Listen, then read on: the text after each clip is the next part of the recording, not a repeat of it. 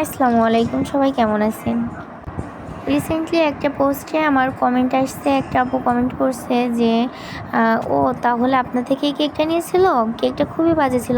আমাদের বিশ্ববিদ্যালয়ের জন্য আমরা অর্ডার করেছিলাম। আমরা অনেকে মিলে এই কেকটা খাইছি।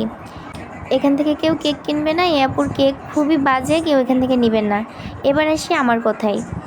যে এই কমেন্টটা করছে সে আমার সাথে কখনো কথাও বলেনি, সেই কেকটা আমার থেকে নেয়নি। যে আপু আমার থেকে কেক নিয়েছে সে এর আগেও আমার থেকে কেক নিয়েছে, মানে এই কেকটা নিয়েছে সে দ্বিতীয়বার আর কি।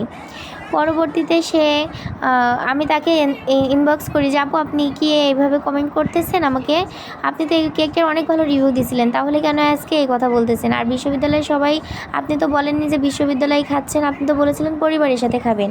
তখন আপুটা ইনবক্সে এসে আমাকে বলে যে আপু আপনি ভুল বুঝতেছেন, আমি কেন এমন কমেন্ট করবো? আর কেকটা অনেক মজা ছিল, আমার পরিবারের সবাই অনেক পছন্দ করেছে।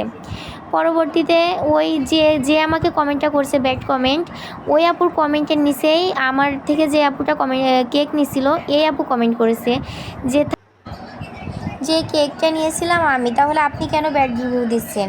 কেকটা অনেক মজা ছিল, আর এই কেকটা আমি আমার পরিবারের সবাই মিলে খাইছি, আপনি তো আমার পরিবারের কেউ নন, তাহলে আপনি এই ব্যাড রিভিউটা কীভাবে দিচ্ছেন? আর বিশ্ববিদ্যালয়ে সবাই মিলে এই 1 পাউন্ড কেক খাওয়া পসিবল? আপনি কি পাগল হয়ে গেছেন?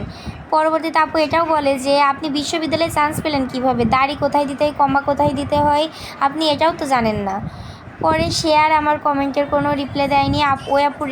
ওই আপুর কমেন্টেরও কোনো রিপ্লাই করেনি। বলি কি আপু মনির, আপনারা এগুলো করে পান কি বলেন?